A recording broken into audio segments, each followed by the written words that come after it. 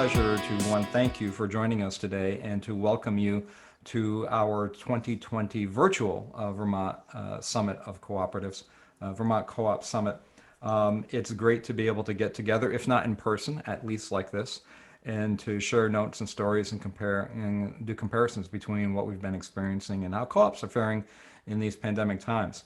We have a great lineup in our next, 90 minutes or so, I think it is, broken out into 3 or 4 different segments with 2 great speakers and then some updates on 5 or 6 different sectors, and then we'll have some discussion tied into that too. So we think that you'll really enjoy this, hope you'll really enjoy it, and that you'll have some takeaways to leave this session with afterwards. To get us started today, it's my honor to introduce to you Doug O'Brien, who's President and CEO of the National Cooperative Business Association, CLUSA, NCBA-CLUSA for somewhat shorter. Doug is, as I said, President and CEO of that organization. NCBA-CLUSA, in case you aren't aware, is a primary voice for cooperatives of all kinds throughout the United States. And it also does a lot of international work in co-op development, project development. Doug started with NCBA-CLUSA back in 2016. Joe hired me.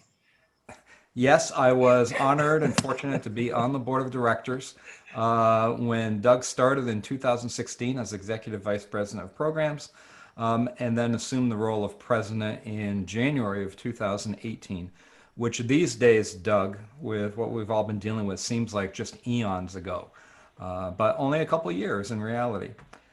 Before his time with NCBA-CLUSA, Doug worked in the White House Rural Council and served in leadership positions in the U.S. Department of Agricultural Rural Development.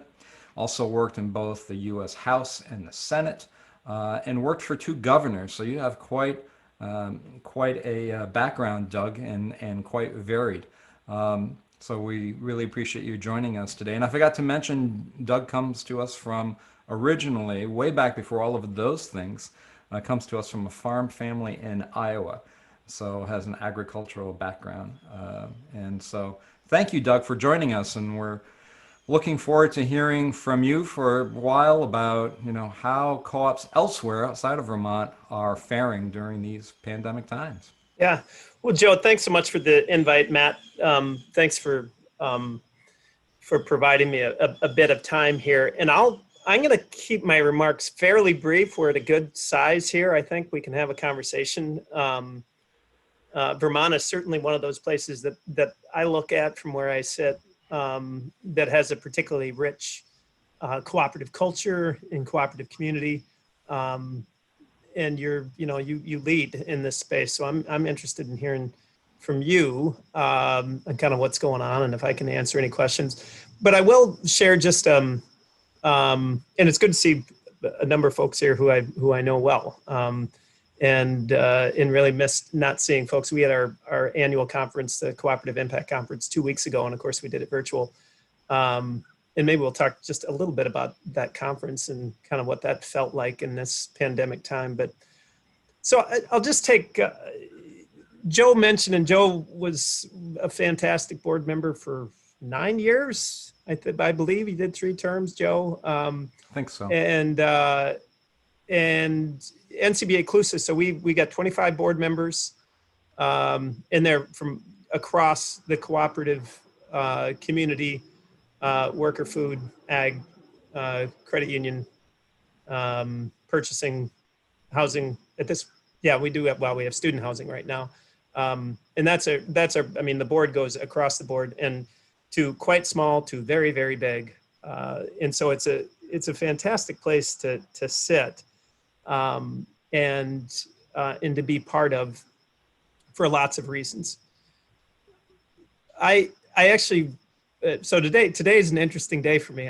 I do quite a bit of speaking, but not as much as like say Nathan Schneider, who you're going to get to hear from in a much more compelling message, I'm sure, a little bit later. But I just got off about an hour ago. I was with the Columbian Cooperative, one of the Columbian Cooperative Associations. They kind of have 2 apex associations. And then tonight I'm going to be talking to a Fredericksburg food co-op. and that's the kind of a kind of day that I really love, is being able to engage with all these different kinds. And it's because you can see the commonality, and you can recognize how the cooperative identity expresses itself in these different places, but then you see a lot of the differences. And what's that meant in this pandemic context? And, I think about, you kind of frame this moment that we're in lots of different ways. The way I think about it is we're kind of in the midst of three different pandemics. Obviously, the public health pandemic, 220,000 people in the US have died. And the economic pandemic of particularly those in lower income and retail and hospitality. The numbers for Black and Indigenous and people of color are quite disturbing. Just a couple numbers for you. 49% of African Americans report that they've spent most or all of their savings in this last 8 months. There's 36% Hispanics, and for white folks, it's 16%. So to the degree, and of course we know that a lot of those households had smaller savings anyway. But what this pandemic has done, it seems to me, is really accelerated a number of trends, and it's really put a focus on mostly the warts, the failings of this society and this system, but in some ways also some of the strengths. That's certainly around inequality and inequity, and I think it's also how it's affected the accumulation of wealth in different households has been kind of startling. What has it meant to the cooperative economy? In some ways, I think I just heard a poll yesterday about how Catholics are polling for the presidential, and I happen to be Catholic, and Catholics tend to poll. They reflect the general population almost to a T, actually, which is the case for that presidential poll. And in some ways, the cooperatives they tracked other businesses, right? Retail-facing cooperatives, smaller cooperatives suffered and continue to suffer in a pretty big way. I think worker cooperatives that were retail-facing were particularly challenged, and we've lost many of them. Food co-ops is really interesting. I stayed real close to the food co-op community at that first 2 or 3 months because we were working real hard on making sure that cooperatives were eligible for the economic injury disaster loan program, for the PPP, and anything else that might come down the pike. And we were staying close with food co-ops as well as others to make sure that these programs could work, or we were at least voicing concerns. But then also seeing how the food co-ops dealt with their workforce and their members as the pandemic came on. And things that I saw generally, food co-ops were encouraged or forced to innovate in ways that they hadn't been that interested in or kind of didn't really want to get into. But they did it, and some of them did it really well, and some of them took a little bit of time to do it. One of the things about food co-ops relative to non-co-ops, I think that we really saw is their concern for their workforce. And seeing what they did to protect their workers relative to other food retail, I think was really admirable, and it continues to be the food co-op I go to here that I belong to. But food co-ops, they performed, they're kind of,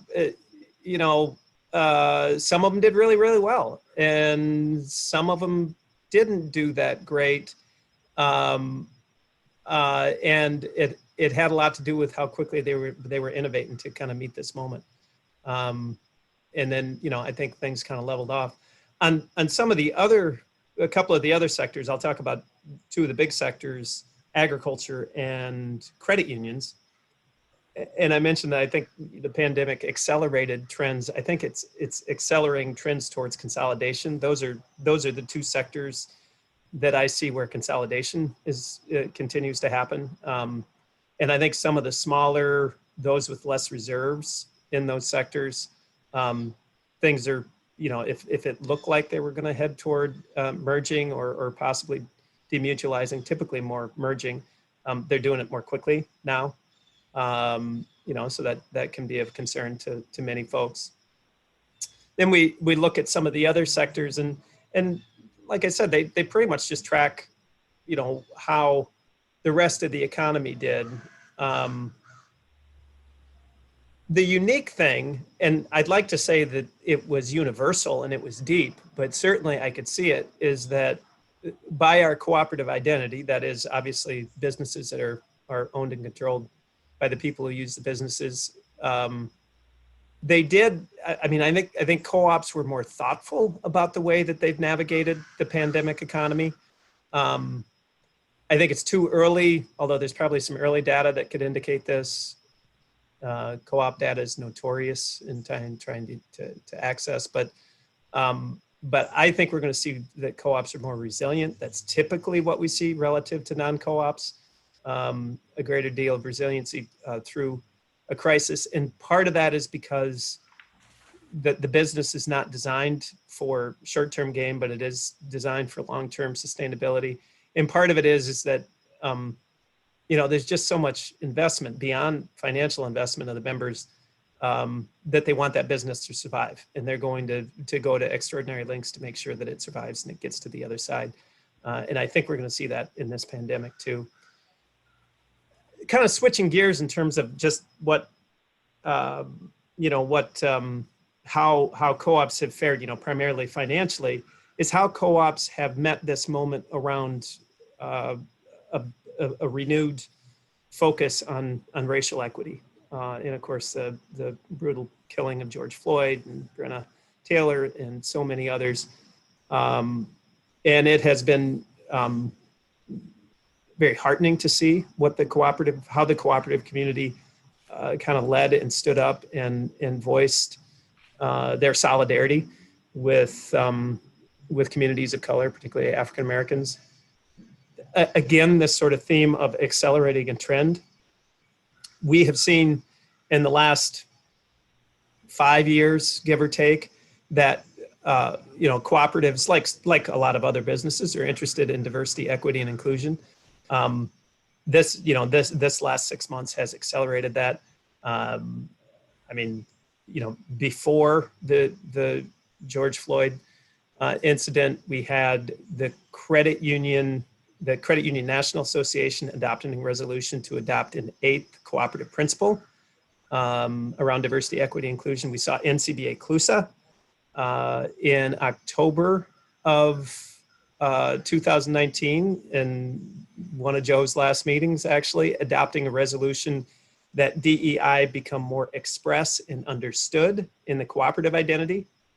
Frankly, giving us a little bit of room on, does that mean we're advocating for an 8th cooperative principle, or are we advocating for other ways? And we can get into that if people are interested, but we've made some real headway on that. So it was already happening, but with what's happened in this last 6 months, it's become, not sort of a special issue. It's become just kind of part of the work, very much, of the cooperative associations, certainly, and I think with a lot more and more cooperatives. I've seen sort of, I'll just, not to get, I don't know that many of you, and I'm not going to get real personal here, but in terms of that, the time that I've spent and really looking at kind of where I sit, I think a lot of cooperatives have done that in this last 6 months, and really trying to figure out what's their position in the community. How do they help lead and navigate and support in building more diverse, equitable, and inclusive in ways that are much more real and tangible than 8 months, 10 months, 12 months ago. And I think we're going to see some of that continue. Some people think that that may go away, and I'm not going to get partisan right now, but they think that if President Trump wasn't around, then some of the conversation around DEI might not be as I don't know, whatever you want to say, in focus or as hot. I think that I think it's entered a new phase, and it's sort of a sustainable. It's integrated into kind of our work. At least I hope that's the case. So those are just a couple of observations, I think, around kind of the pandemic economy, or the pandemic, economic crisis, and the crisis around inequity and racial inequity in particular, and how co-ops are sitting here. But I think I'll just pause. This is a nice, it's a fantastic group of Vermont cooperators, and it's a good size of a group, Joe, for a conversation. So I'll pause, and I'll address whatever else anybody might want me to, but I'd rather talk about what everybody here wants to talk about.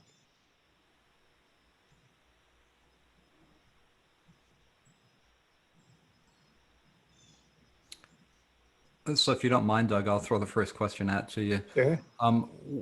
From your perspective, because you get to see, all cooperatives across the country and see, some aspects of all of them. So where do you see, I know there's ups and downs, and some sectors doing better than others, or some types of co-ops doing better than others and whatnot. But as a whole, where do you see co-ops on the other side of all of this, whenever that is, whether it's a year down the road, 2 years, 6, whenever?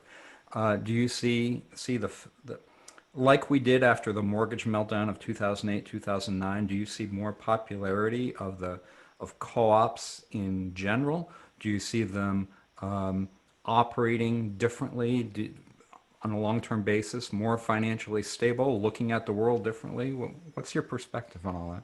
That's a great question. I mean, a couple observations. I'm interested in what other folks have to say about this too. But I think, well, number one, I think this is going to be another episode where we see that co-ops are generally more resilient than non-co-ops. So in terms of their financial stability, I think we're seeing some of those things, particularly, credit unions, you always get, you just get better data because it's a regulated entity and it's their culture of data. And they also have the capacity to really analyze, but we're seeing some things from credit unions that, that in general, they're performing pretty well. Joe, you know those numbers better than I do. The rural electric cooperatives, they're a little concerned.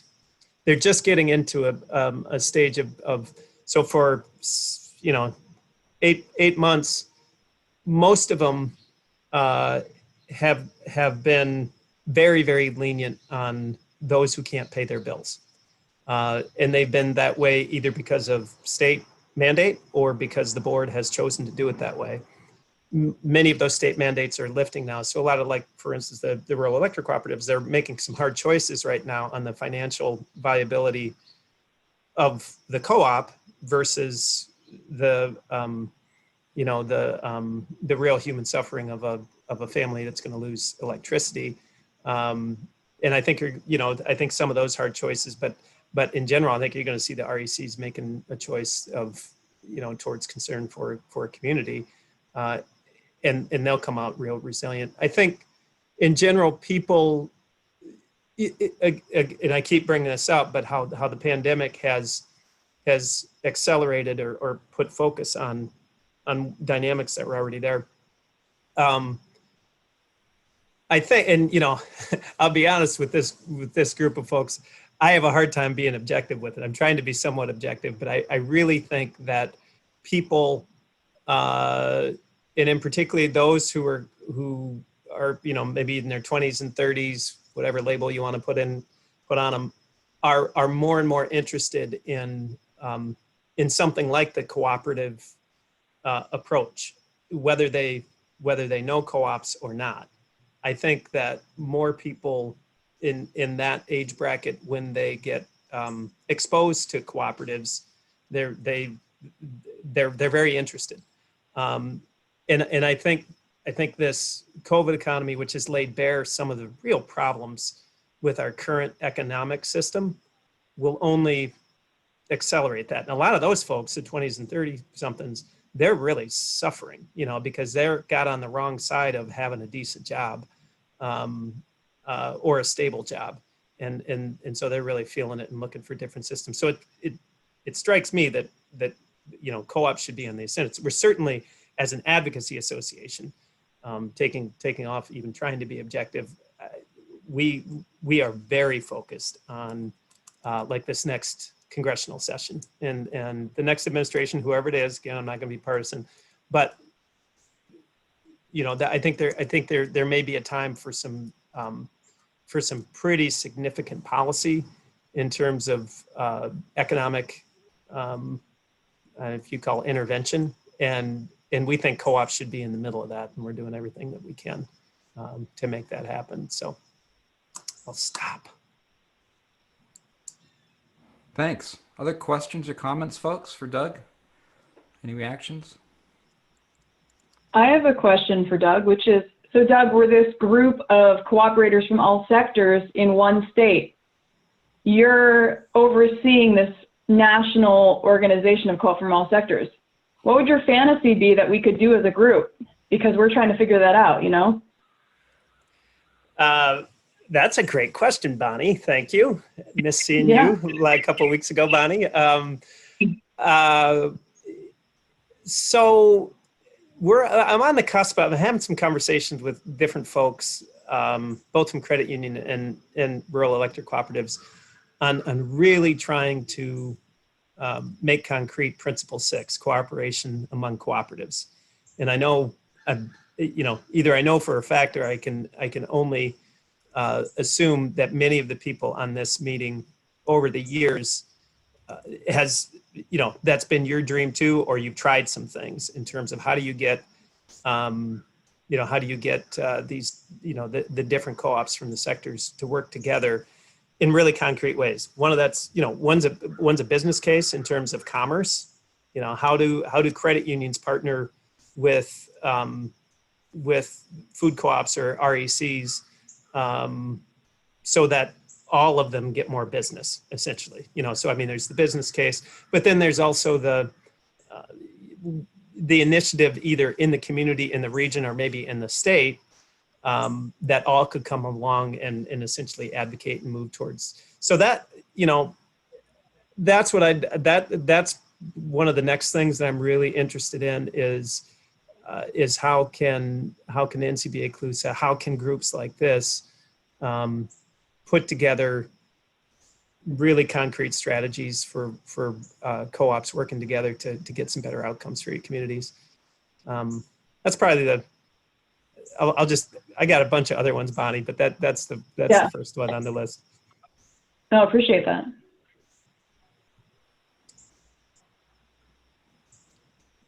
See you, Julia. Yep, Julia. Yeah, thanks. So Doug, I was very interested to hear, your comments on the diversity and equity and inclusion work that's happening and the energy around that. I'm with CDI, Cooperative Development Institute, and we're doing some really deep internal work as an organization, which I'm very excited about because part of why I work in cooperative space is that it feels like the cooperative principles and framework should provide fertile ground for really deep cultural shift, right? For the kind of profound cultural shift that we will need to get out of white supremacy. So I'm just interested to hear, maybe any work or examples that you have come across that you're especially excited about in that direction. Julia, thanks for that question. Let me do maybe three very quick things. One is, you mentioned CDI is doing some work itself, and I'll just say that NCBA-CLUSA, we're doing some work, and we had started it at the beginning of the year before COVID. Actually we started in the middle of 2019. In fact, Joe got some executive, some management reports that indicated such.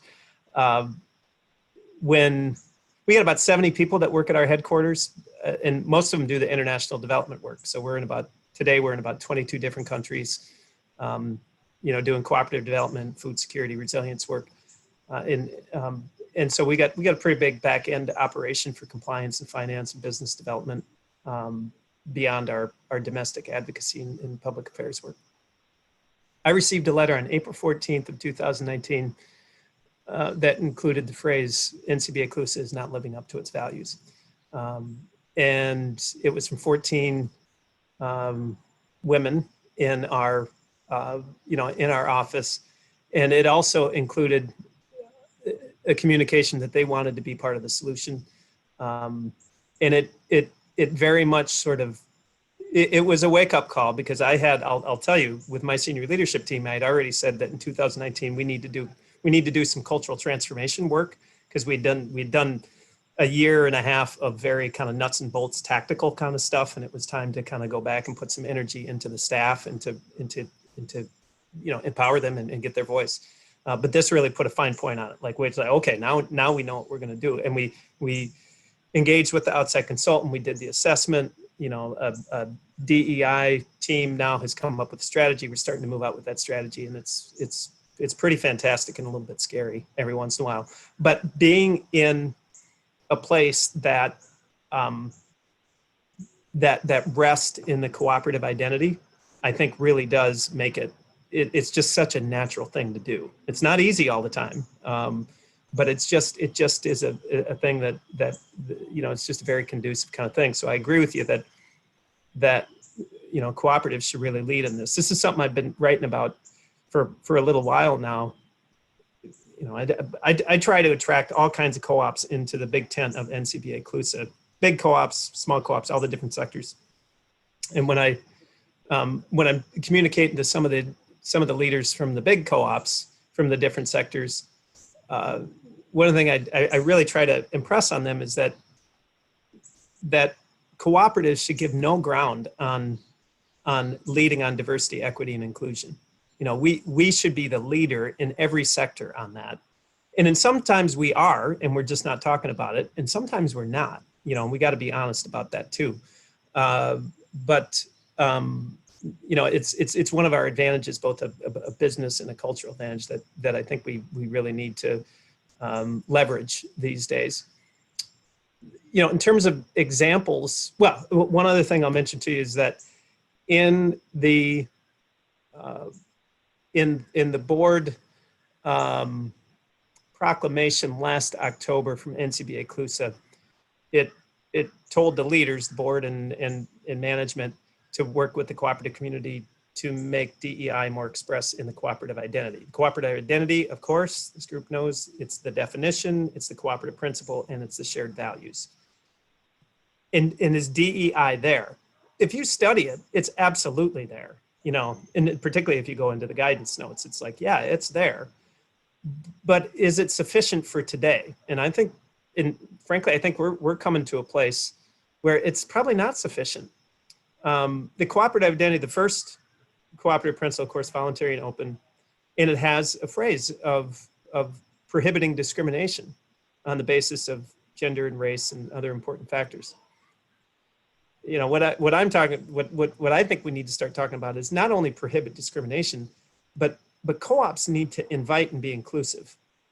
So I mean, it's not only about if somebody shows up at your door, no matter who they are, you're going to let them in your door. It's about making sure that you're reaching out to people so they understand that the house is here and that they're welcome and that they need to come into that. And I think I think co-ops need to work on that and identity. I think we can do that. And we're making some inroads with the International Cooperative Alliance. I've talked to their elected and their executive leaders, and others of our leaders have, and we may see some changes over the next year or two along those lines. And I'll just end with one example, and it's a storied example, but it's every bit as relevant today as it was 54 years ago when it was created. And the Federation of Southern Cooperatives, many of you may know about them. They were established in 1968 by Black farmers in the Southeast, and it was very much a strategy that came out of the civil rights movement. I mean, from that umbrella of organizations, that Dr. King and SNCC and many of those, NAACP, they had a strategy of not only, do we need to make sure that African American community has civil rights, but that they have economic rights. And they look to cooperatives as one of the main strategies. And in the late 60s, the domestic cooperative community, black and white, came together. NCBA-CLUSA actually helped put that table together to help support the black farmers as they created these cooperatives. And that group continues to exist today. And there's 17 states that they have a confederated co-op that runs the Federation of Southern Cooperatives. And it's one of the most effective voices in the rural civil rights conversation, I can tell you. So that's one to look at, in the past. And there's some really interesting ones, not only interesting, really important ones. Probably particularly around returning citizens, those who are coming back from incarceration. There's the use of the cooperative business model. Jessica Gordon-Nimhart has been doing a lot of work on this that I think is really important and people need to look to. So long answer. Sorry, Julia. Thank you. Okay, so thank you, Doug, and we're going to have some more time for discussion at the end of the session. So if anyone else has kind of questions or comments, feel free to throw them in the chat or kind of bring them up then. So I'd like to transition now to introducing Nathan Schneider. I've known Nathan for a few years. He's I think I initially became aware of his work around the idea of, popularizing the idea of the platform co-op. And we collaborated on a few things, including the Buy Twitter campaign and social.coop. Nathan's a professor of media studies at the University of Colorado Boulder, where he directs the Media Enterprise Design Lab, which if you want to check out their website, there's a number of cool little initiatives, including something called Community Rule, which has a number of some playful, some serious models of governance to think about. He's a prolific journalist whose work in national publications covers, often highlights the cooperative model, and is author of several books, including Everything for Everyone, The Radical Tradition That's Shaping the New Next Economy, which covers a lot of kind of cooperative and other shared ownership models with a broad historical perspective. And most recently, a zine called Exit to Community, a community primer, which is aimed at the startup community, providing some guidance and a roadmap for those interested in an equitable exit to user ownership, as opposed to the more traditional VC path. So I've been wanting to figure out a way to get Nathan to Vermont. So this is as close as I've gotten thus far. But Nathan, welcome and thank you for being here, and look forward to hearing what you have to say. Thank you so much, Matt. It's good to see you off of just our social co-op feeds. And thank you, Joe, for putting this together. And Doug, it's a wonderful opportunity to follow you. I'm so glad we have your leadership at this moment, your groundedness, but also your willingness to tolerate the kinds of sci-fi that I will be spouting today. So it's just really, just hearing you map out the scene right now just makes me so grateful for all you've brought to this, to the role you're in and to this community. So thank you. I'm gonna share some slides here just to so you don't have to stare at me the whole time. But what I want to introduce is a kind of horizon level proposal or vision, just intended to recognize the opportunity of the moment we're in. The opportunity for the kinds of for our community in particular, and the need that the economy as a whole, the society as a whole has for what we have to offer. So I hope this helps build on the terrain that Doug has offered already.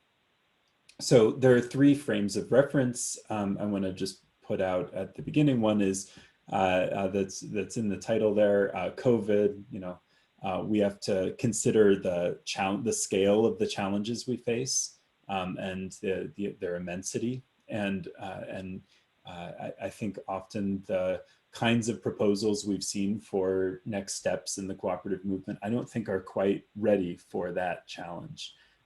And so I'm going to try to propose that we push further in terms of what we imagine is possible. Second is an ethic of care. So focusing on the areas of our world that we are not really building the economy to care for. And that includes workers, especially those so-called essential workers. I say so-called, because they are not being treated by the economy as essential. It's more of a lip service, and our essential ecology. And then an ethic of reparations that I think builds on what Doug was saying as well about centering those who have been marginalized. And that means asking some deep questions about some of our own models, as I think Doug was doing just now. So first of all, we know the scale of the problem. We're seeing it in our communities, we're experiencing it.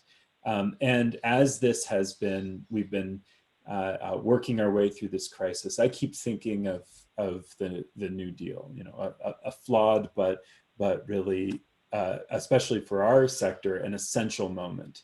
It really can't be underscored the degree to which the infrastructure upon which we build cooperative and shared ownership in this country was created during our greatest economic crisis of the 20th century. The $130 billion co-op bank down the road from me, CoBank, is an outgrowth and part of the Farm Credit Act of 1933, as are the farm co-ops that my family still uses and as farmers in northern Colorado. The Federal Credit Union Act, which established essential federal infrastructure to enable credit unions. The Rural Electrification Act, which created the infrastructure for, I think, one of the greatest economic development achievements in American history, the Rural Electrification Program, entirely through cooperatives. These were major transformations that were very radical, that were, but also very necessary. They were recognized as providing essential, providing for essential market failures, ways in which the investor-owned economy just was not serving farmers, under resourced communities, urban and rural, that needed access to financial institutions, and of course rural electrification, where 90% of rural America just simply did not have electricity, and the investor-owned infrastructure was willing to do nothing about these things. And the result was a system of public finance for co-op business. Now, this was, of course, in the context of a deal that was made with particularly with Southern Democrats that involved serious racist exclusions, such as around housing and employment, sidelining of domestic work. So farmers and domestic workers were excluded from labor protections. And that's a really important legacy to keep in mind, especially when we think about reparations. But also, I think in some ways, the kind of cardinal sin of the American co-op movement, which is sectoral specificity. If you're starting an investor-owned business, the kinds of structures you have available to you for financing and incorporation do not depend at all on the kind of business you're in. They're ambivalent, they're ambidextrous, right? Whereas in cooperatives, that $130 billion cooperative bank can invest in certain kinds of operations, but for a lot of the new emerging co-ops that I work with, it's basically irrelevant because it's been so constrained by law. Only with cooperatives is law designed in such a way that it has to be contained in tiny little boxes and silos. And I think that is one of our great hindrances, because it means that we don't have the capacity to meet creatively the challenges like we face today. We're stuck in these very, very rigid boxes, and we need to insist that if the cooperative economy is going to to provide for these really critical needs right now, we need to be unshackled, and we need to have the flexibility to be as creative as we really can be. And so it's on that scale of a kind of New Deal, level shift that I think we need to start thinking. A critical step, of course, is capital access, and I think most other essential things that we need either accompany or follow from this. It's just so clear to me, working with emerging co-ops now, they have no good capital access options, especially compared to their peers that are embracing investor ownership. And this is, absolutely appalling. We cannot work under these conditions. We can't build a next generation co-op sector with the infrastructure that we have right now. And I would argue, rather than for creating little pots aimed at specific problems, we should work together to call for a much more universal access regime for democratic capital. A mechanism, I think, probably would have to be at the federal level, but states can experiment.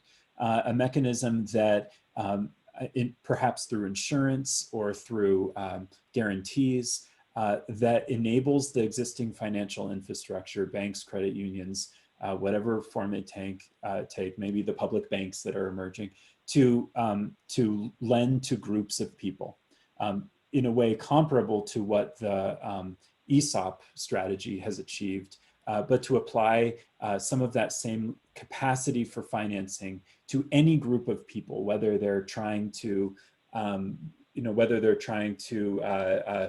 build a community broadband network or community solar, or it's a group of workers who want to buy out their employer, or any of these sorts of things, community health systems, people who want to buy a building that they live in. None of these these don't need to be stratified from each other. These are a common phenomenon, and they have common features enough, I believe, to create a regime where, just as investors have the capacity to access financing, groups of people should have the capacity to access financing working together. And I think with this kind of regime, we could have the tools to demonstrate the power of the cooperative model. I think I've come to this conclusion in large part through the inspiration of Louis Kelso, the inventor of the ESOP, who really argued for a mechanism like this in many respects. And I recommend revisiting his work. The ESOP for him was just the Trojan horse for a much more comprehensive vision. That was literally his terms, for a much more comprehensive vision of universal democratic finance. Now, as part of this, we need to center an ethic of care. And this is an ethic that, recognize it, that should be easy for us. It's at the heart of the cooperative model because we have participants as owners and governors of our organizations. Care is kind of built in. Of course, we care about the people involved because we are the people involved. The owners are the people involved. And I think we need to get much more serious about what this looks like. Maybe it means taking making alliances with those working for Green New Deals and things like this, recognizing that planetary care needs to be a priority, and also recognizing the dignity of workers at every level of our economy, and especially looking at where collective power needs to be, where it isn't right now.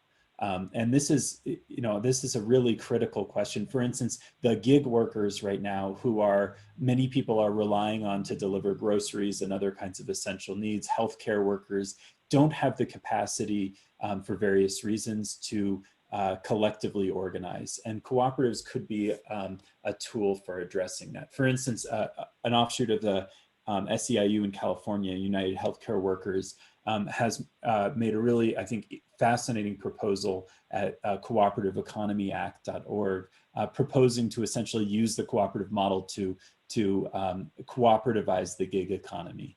I think it's a really fascinating proposal, both from a worker power perspective, as well as from an entrepreneurial perspective, to try to create a framework that would allow more startups in that economy to access labor markets rather than having to kind of reinvent the Uber wheel every time.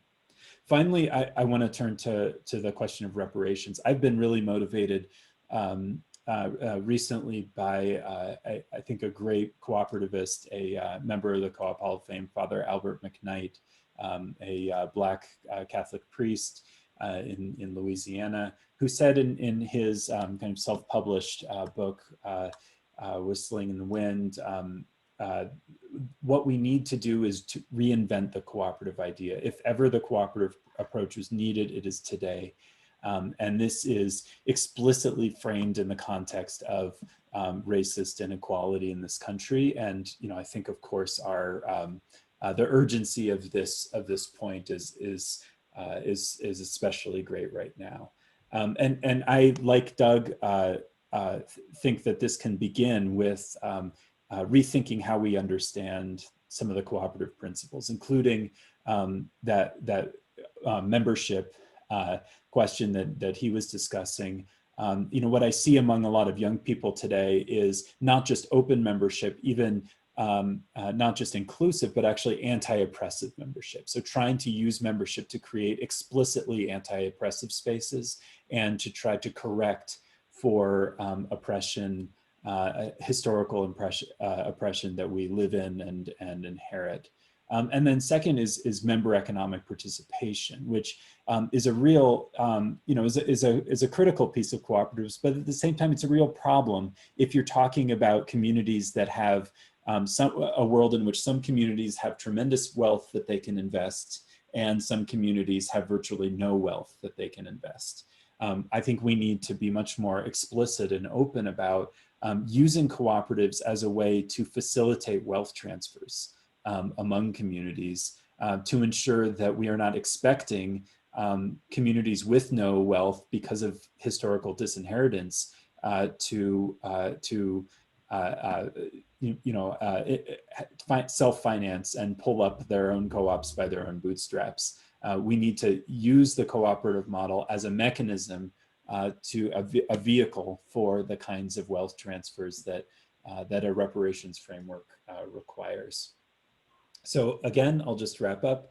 I think we need a new and much more comprehensive general regime for public finance for democratic capital. No more silos, no more, we need something that can unite the credit union lobby, the rural electric lobby, the farmer cooperative lobby, the emerging worker co-ops. All of these, we need to reclaim the shared interest that these have and build a financing strategy that boosts all of these sectors all at once and the sectors that don't exist yet.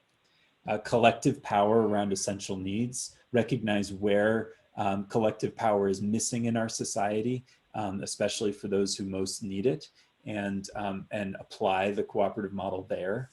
And to recognize the potential of the cooperative model and legacy and tradition for reparations. And when we think about capital, for instance, to prioritize those who are least capitalized. So, even Kelso argued that his models should be prioritized for those who have had least access to capital historically. And, a reparations framework would certainly emphasize that as well. So I just want to ask you, as a start for the rest of the discussion, what other horizons should we set our eyes to? Are those that I've proposed here, do they seem reasonable to you? And, I apologize, a lot of this is kind of federal, level stuff, especially on the capital front, but I'm also here working in Colorado with our Governor's Commission on Employee Ownership and others, thinking about how to apply some of these ideas on the state level as well. So I'll leave it there. Thank you so much for bearing with me, and I look forward to hearing from you.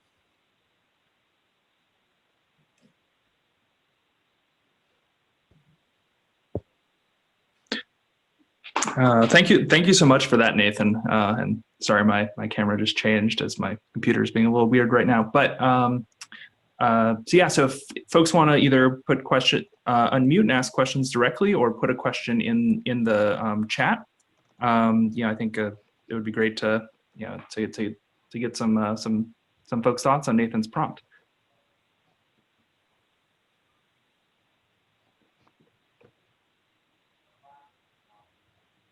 Matt, I think Don Schramm has a comment or question. Oh, are you muted there, Don? Yeah, now he's unmuted. So Barbara and I live in Burlington co-housing, and co-housing is not a co-op. We wanted it to be a co-op, but to finance it as a co-op was impossible. It was going to cost us just too much. We couldn't handle the financing of it. But we basically work as a co-op.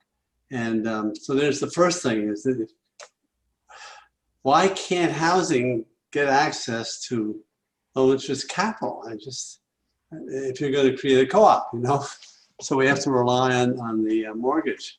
But we have 32 units, and 9 of them are perpetually affordable, and we're really committed to affordability.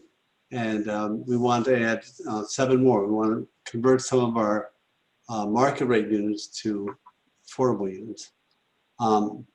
But what I want to talk about is that we have low-income folks here. In fact, 1 or 2 of those low-income units are Section 8.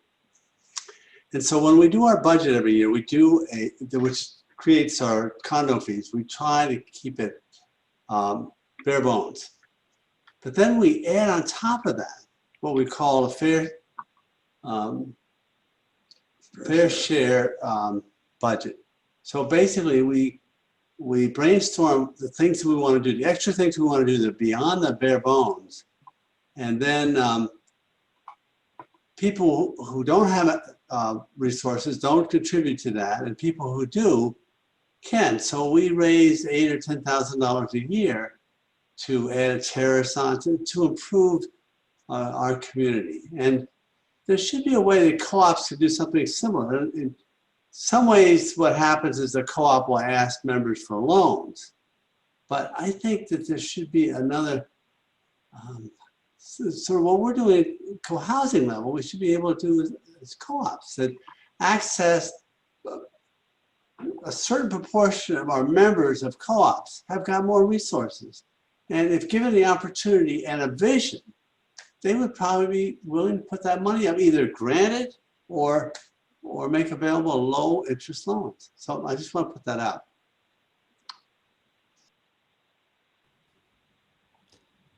Yeah, I mean, I think we're just constrained so much by, you know, the limitations of some of the you know, structures we're relying on. But I think this is a great example of how we are, you know, how still dependent we are on the New Deal arrangement. You know, I am the beneficiary of a 30-year mortgage. This is the way the ownership regime is governed and financed in this country, and you know, the co-housing model is built around that too.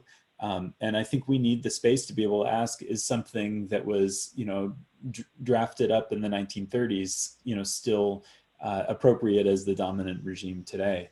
And then also I use the frame of, I'm a unapologetic kind of, co-op advocate and fan, but I use the frame of shared ownership here to recognize that models like ESOPs, credit unions, which sometimes for better or worse don't think of themselves quite as co-ops. They have a different name for one thing. It can vary. And things like community land trusts also are not legally cooperatives. You know, we also see a lot of emerging co-ops using LLC structures for very good reasons.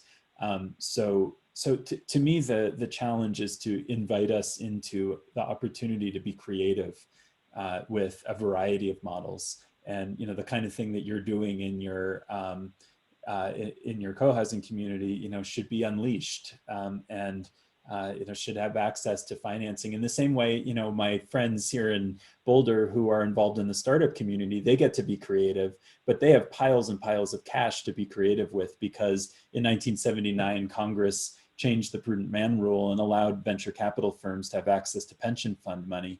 You know, it's just stuff we can't even dream about because the rules have constrained us. And so our creativity that you're exhibiting is so contained. It's so contained, as if it's like a dangerous thing that would destroy the economy if it were allowed to run rampant. That they're treating us like a caged animal, and that's, you know, it's just totally untenable.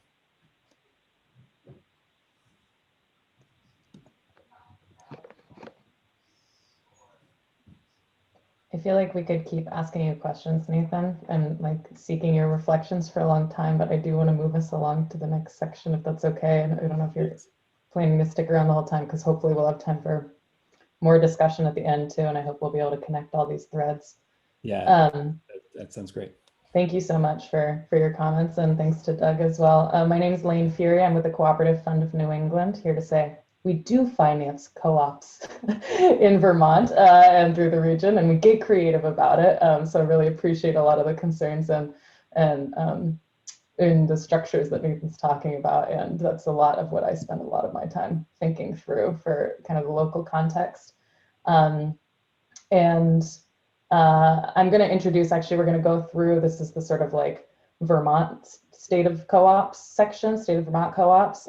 So zooming in a little bit, and I get to introduce a number of different speakers, and we're going to shorten our time a little bit so that we hopefully have the opportunity for some discussion as well as we go through this. And before I do that, I do want to invite everyone, just because I don't actually personally know all of you. I do know many of you, which is great, but I'm kind of curious about which part of the co-op sector you're coming in from. So folks could chat in just to say your name and what co-op you're affiliated with and which kind of co-op you're associated with. Is it a credit union? Is it a worker co-op? Is it a food co-op? Is it a housing co-op? Is it some other kind of co-op? If you're available and able to type in. I know we've lost some people's videos at this point, but I think that's helpful context for us moving into this next section. And I was also asked to just make a couple comments from my perspective as working with a co-op lender on kind of how things are going. And I feel like actually I don't need to go too much into it, just because everything that Doug shared feels really relevant at the local level, that what we're seeing is the diversity of our co-ops reflected in this moment, which is that some are actually doing way better, not better, working even harder and seeing even higher volume. That's a lot of our larger food co-ops, for example, really adapting to the moments, really embracing the challenges with that kind of flexibility and creativity that we've always seen from co-ops. We have worker co-ops across all sectors, some of which are really thriving right now, some of which are really, really struggling right now. We have in every sector, it's also an issue of size, it's an issue of specific geography. And I'll say on our end, we are doing restructuring for some of our borrowers. Some of the folks we work with are really needing to take a look at how are we actually going to be able to handle paying our bills and meeting our obligations. And we're also financing startups, we're financing growth, we're financing conversions right now. So it really is just kind of everything. So great to see folks chatting, and I hope everybody's getting a chance to see who else here. And so first off, I'm gonna just not actually spend a whole lot of time on introductions, because everyone I'm throwing the mic back to has already spoken a little bit, but first invite Joe Bergeron from the Vermont Association of Credit Unions to share just a perspective on how things are going in credit unions. And I'm sorry, everyone, I'm gonna ask us to keep it to like 3 minutes if possible, just so we can make sure we get to discussion. So if you run over a little bit, that's fine. But Joe, if you want to kick us off, you're muted right now. So I just lost part of my 3 minutes unmuting myself. But thank you, Lane. So just some really quick statistics about Vermont credit unions in case some of you aren't aware. There are 19 credit unions of Vermont. They have about 390,000 people that are members of those credit unions. So that's in a small state like Vermont, that's about 62 to 64% of the population. So that's one of or the highest penetration of membership in credit unions as a percent of state population in the country. Credit unions, by way, this is my elevator sales pitch, right? By way of better rates and fees and whatnot for those 390,000 members, provide those people about $46 million in financial benefit to those members over the course of each year. So that's the difference in mortgage rates, car loans, savings rates, so on and so forth. It all adds up to about $46 million a year. So we're really proud of that. There's some reference earlier, and Doug focused a fair amount on the pandemic because we asked him to. Credit unions, and I think Doug touched on this a little bit. Credit unions entered the pandemic overall in very good or pretty good financial condition. And so they have fared pretty well this year. Still, credit unions have, been in their own ways. Some of them did paycheck protection loans for companies and what businesses in Vermont. They've all done different things, adapting their lending policies and so on and so forth to the needs of their members. So they're sensitive to their member needs, just like, every other co-op sector is. Still, it's been a drain and a strain on credit unions. And so I've, been concerned, I think we've all been concerned over this past 7 months about the real shakeout or the aftermath of all of this. The economic side of the pandemic effect on credit unions is going to be in 2021 more so than it is today.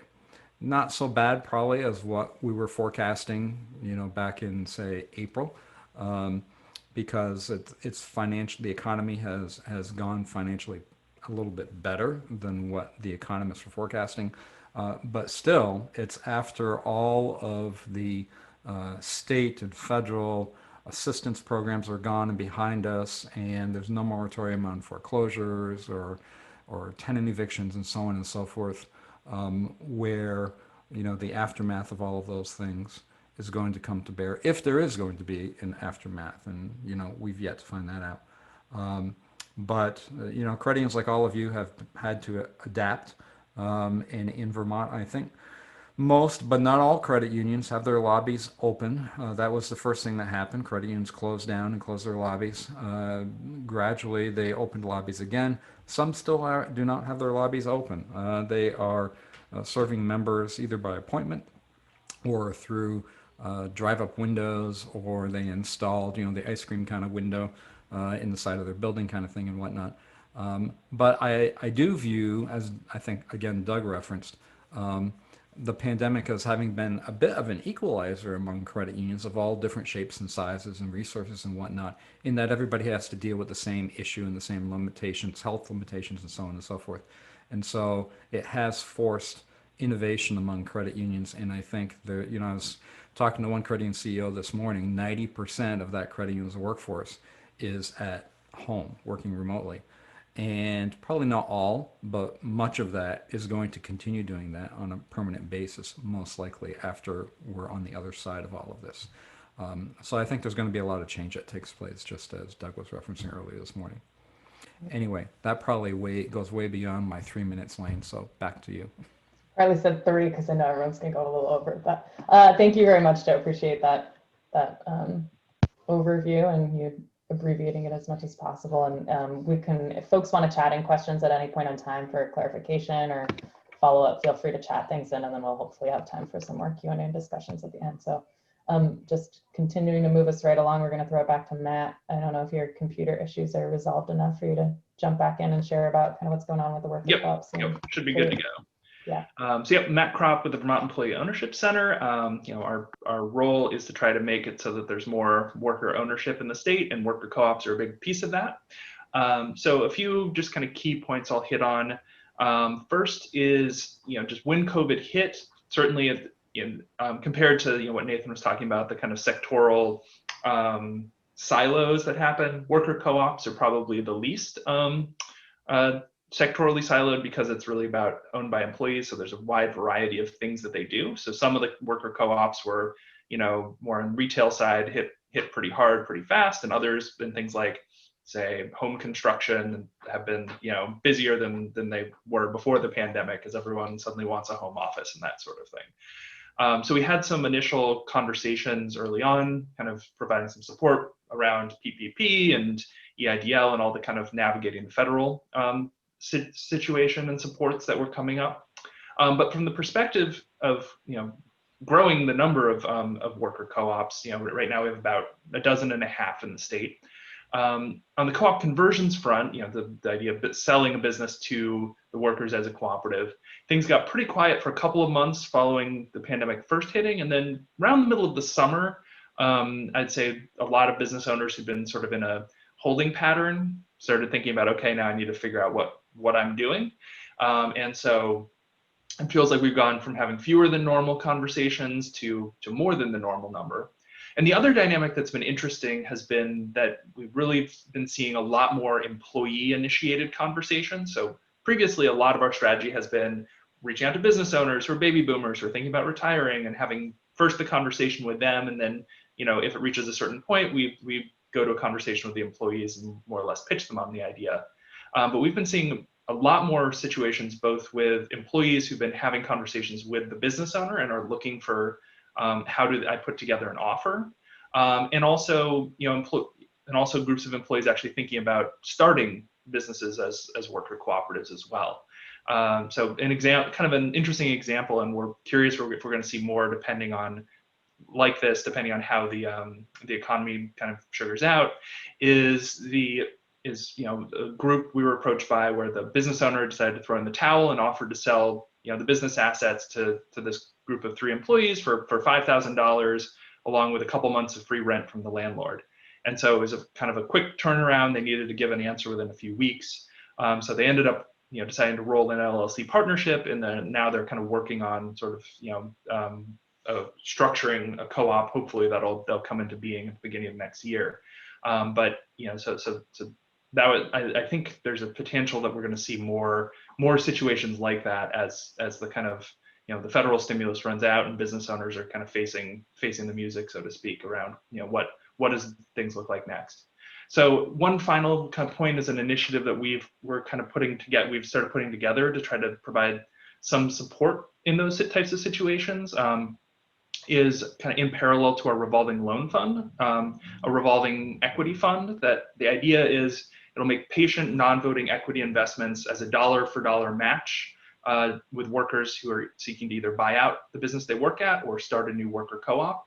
Only pay out a dividend if the business is profitable, and any dividends that go back into a pot that can be then invested in the next project, the next group of workers. So same revolving concept, but kind of more patient and not a debt approach. So we've started putting a couple of grant applications for kind of capitalizing this fund, and we're hopeful that this can be kind of a new part of the ecosystem locally to help spur more activity. So with that, I will pass it back to Lane. Thank you. Thanks, Matt. Appreciate that broad overview. I'm seeing a hand up. Is that with a question for Matt? No, I actually just wanted to make a comment, if it's all right. I just feel really honored to be working for VSECU, which is a financial co-op for the Vermont State Employees Credit Union, and with a background in socially responsible investing as a broker in the 80s and 90s when it was first getting started. I've seen some pretty remarkable changes in society's perception of democratic capital. And I'm really honored to be able to provide democratic capital that Nate spoke of. And thank you, Nate, so much for your insights. I think it would be very helpful to further examine the infrastructure of democratic capital and how we can employ those principles in all of our businesses. We have adapted and pivoted tremendously during COVID. And it has been such an honor to provide PPP loans, emergency loans, home energy loans, and even loans for e-bikes, anything that was remotely environmentally concerned or sensitive, we're on the ball with that. And I just want to share one very brief story of Bradley, I so want to hear your story. I'm sorry to cut you off. I really appreciate the work that VSECU does. We have a couple of other folks who are in line to share. So I want to put you on the stack after we've been able to hear from Bonnie about food co-ops and then Julia about housing co-ops, and just see how much time we have. Fine. Thanks so much, Bradley. And I'm sorry to cut you off. Okay, Lane, thank you. Yeah. So Bonnie, would you give us a little 3-4 minutes on the scene with food co-ops in Vermont right now? Sure. So I'm with the Neighboring Food Co-op Association. Hey, everyone. Great conversation to be a part of. And so our vision as a cooperative of about 40 startups and established food co-ops around the Northeast is about more than just good food, right? It's about an integrating network of cooperatives of all sectors. So I'm very excited to be here. And so when this was we have our board retreat tomorrow. And our board was like, we have to figure out how our co-ops are doing. We're 100% accountable to our members. That's why we exist. So we did direct outreach to our general managers and our board presidents and asking them, how is COVID-19? How's the recession? How is your work around racial and economic justice being impacted right now? And so I think overall they were like, well, we're operating in uncertainty and instability, right? That's the new norm. And overall the leaders expressed being cautiously optimistic. And also something that came forward, which is really exciting, is noting the importance of reinforcing our difference as cooperatives and doing a better job of communicating our difference. And so I'm going to share a couple challenges and then a couple successes. But in terms of challenges, food co-op staff are essential workers, right? Staff are stressed over health and safety. They're stressed over their personal lives. Some may be homeschooling or doing remote learning, taking care of an elder. That's a new thing. So dealing with the staff anxieties and making sure that staff feel cared for has been a challenge. And some of our co-ops are experiencing an underperformance in sales, even with the high sales in March. And so their year-end results for those fiscal years that ended at the end of June were lower than they budgeted for. And they're also dealing with unexpected expenses, as you probably experienced if you've gone in and shopped at a food co-op. Masks, gloves, cleaning supplies, barriers, staff appreciation bonuses. That's a huge expense that was really important, right? But costly. And then having limited customers in stores. In Portland, Maine, they're limited, I think it's 6 customers at a time. So there's lines outside, right? And then those, Doug mentioned some of the new programs that some of the co-ops in particular were dragging their heels to put in place, like curbside, online. There was a lot of cost associated with putting those programs into place. So that's been a challenge. And mask wars. I'm just going to say that. Our food co-op staff could go into details. I can't even imagine frontline workers having to reinforce state and co-op safety policies. We know we've all gotten some flavors about what that looks like. I can't even imagine being in that situation. And then around innovations and successes, our food co-op sales are actually overall robust financially, even compared to projections. And I would say this is a learning lesson, right, for our movement, is that our co-ops with the biggest diversity in relationships with local farmers and suppliers were able to weather the supply chain crisis in the spring. So work with more people, diversity in relationships, yay. And one of our members said, as an essential business, we have ensured that we can mend any breaks in our supply chain so we continue to offer products to our shoppers in need, and they've been very successful. And then I'll just wrap up by just sharing that trust has been huge. A number of our co-ops have seen an unprecedented uptick in membership, new shoppers coming in because of trust and hearing it was safer to shop at our food co-ops. And then also our food co-ops noticing that they're becoming more unified and active around economic and racial justice, making statements where they were afraid to before and catching heat for that, being okay with that. Middlebury National Food Co-op did a matching fundraiser for Juneteenth for the Rutland area NAACP, and Rutland Food Co-op also supported that promotion, pushing members to match their $10,000 contribution with the goal of raising nearly $20,000 to help eliminate race-based discrimination in our state. So more of that, right? And then moving forward, that folks are energized in a new way with our purpose and our missions more clear than ever as cooperatives, and looking at continuing to promote each other. So I'll throw a couple links in the chat about our Co-op Month photo competition and our Go Co-op initiative to promote you all, other cooperatives in our ecosystem. Thanks, Lane. Thanks, everyone. Thanks so much, Bonnie. It's really helpful to hear about the range of challenges, the depth of challenges, and also all those ways that the food co-ops are stepping up and stepping into that. I have to make a shout out. I just feel like such a fan kid sometimes. I am subscribed to like all of the food co-op newsletters in the state because I work with so many of them. And Justin Jenkins does a phenomenal job with the Rutland Area Food Co-op newsletter. I like every time I get it in my new inbox, instead of being like, oh, another newsletter, I'm like, yes, the Rutland Food Co-op newsletter. So highly recommend. They're incredible. And with that, I'm gonna pass it on to Julia Curry from the Cooperative Development Institute's New England Resident-Owned Community Program to share a little bit about what's going on with housing co-ops, which I feel like is a little unfair because again, housing co-ops are also such a broad category. So share with us what you can about what's going on there. Sure, thank you. So housing co-ops in Vermont really fall under two buckets. Co-ops don't fall in buckets, but that's okay. So the ones that I work with are manufactured home parks where the residents have bought the park. And that is a model that was developed and is financed through Rock USA and Rock USA Capital on a national basis. CDI is the partners with Rock USA and Rock USA Capital in each of the states where we work to help residents, manage that conversion and then run their businesses. So that's the work that I do now.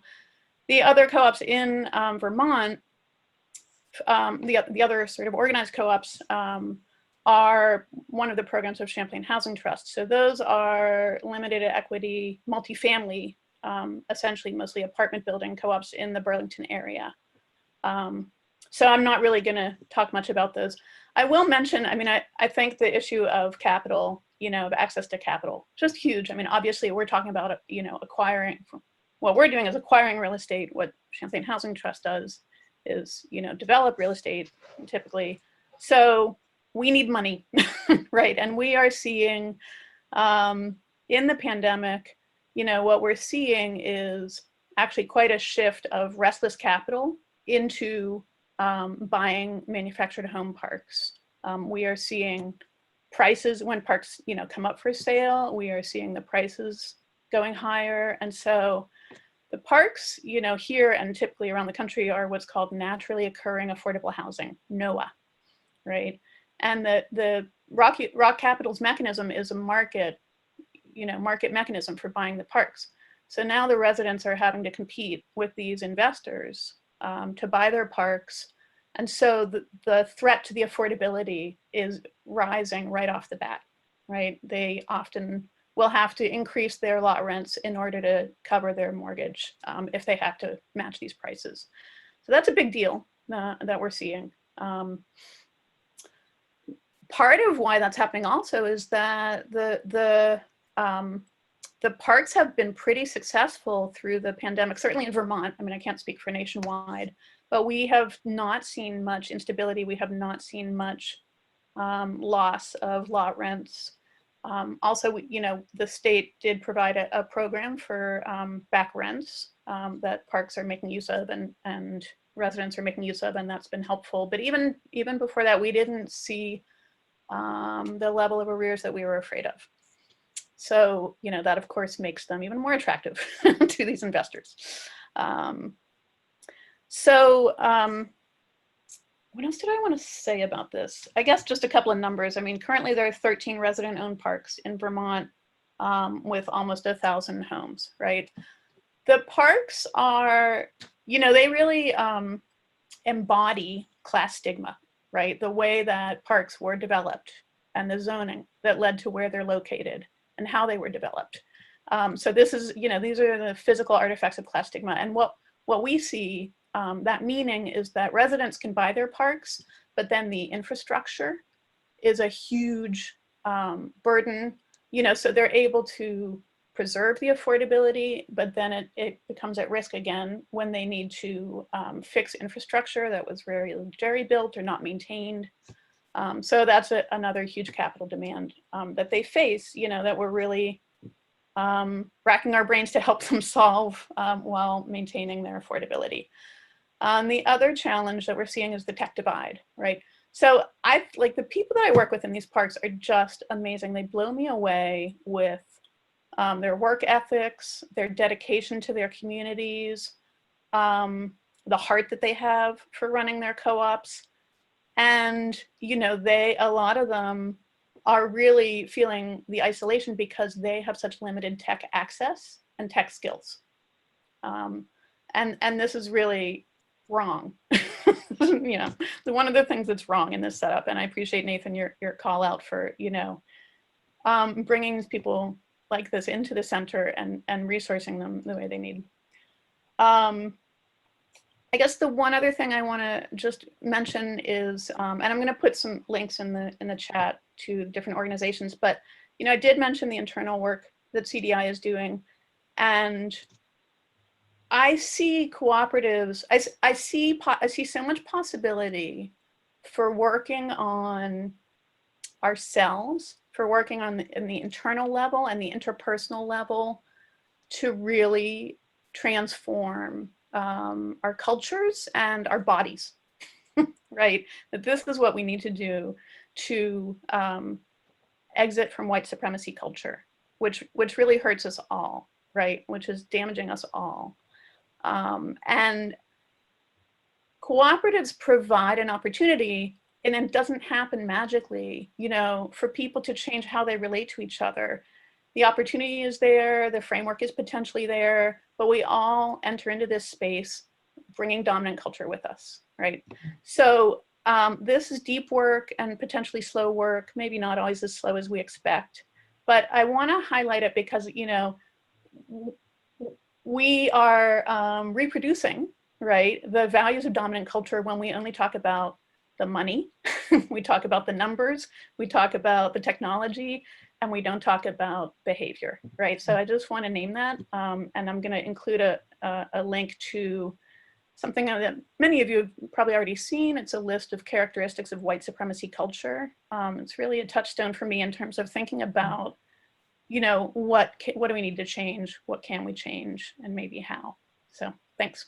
Thank you so much, Julie. And just to pick up on that, that tool is something that the Cooperative Fund of New England, we have been using at our board level. Bonnie is the vice chair of our board here and has done a lot of amazing work kind of helping lead that space for us. And we've also internally as staff taken that list and used that as a tool in our weekly staff meetings to talk through what is our organization doing that's reinforcing white supremacy culture and where are we actually doing something different, and being able to be really clear about what it is that impacts all of us on a daily basis around that, even as a predominantly white-led organization.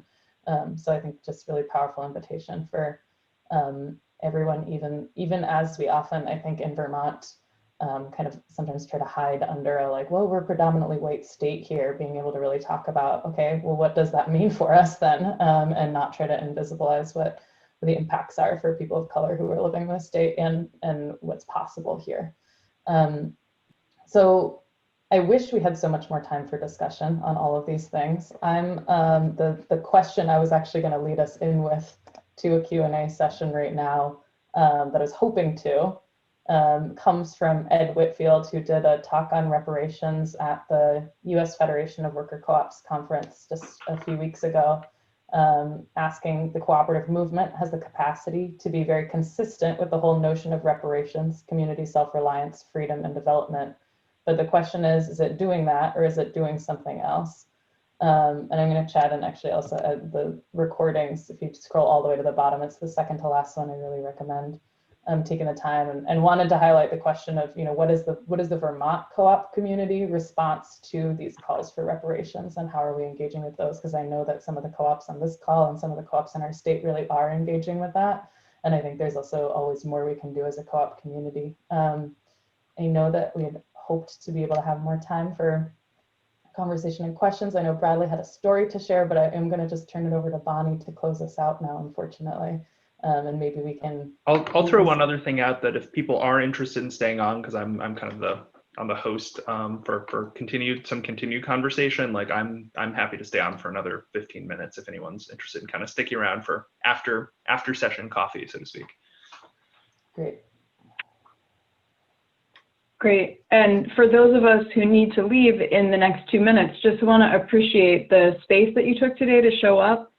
Thank our amazing guests for continuing to inspire us from your broader lens in the work that you're doing to both Nathan and Doug. And we do this once a year, right? We come together as Vermont cooperators, but we really want to keep building these relationships and thinking about how can we work together to take advantage of the opportunities presented by this moment that have been covered today. Whether it's around addressing white supremacy culture in Vermont co-ops, whether it's around how do we get creative around helping our communities meet their unmet needs right now in ways that we're currently constrained. And I think around advocacy, right? This is an important time when benefits are being cut, when our members of our co-ops are under duress. How do we work together? Because we know our collective genius is much stronger than us as individuals. So to stay connected, we have a couple ways that Matt's going to send in a follow-up email. We've got a Cooperative Vermont Facebook page and a Cooperative Vermont discussion group. And so I think I'll end with that and just thank you. Let's continue this work together, and just appreciate you for your time and your commitment to this cooperative movement. Go co-op.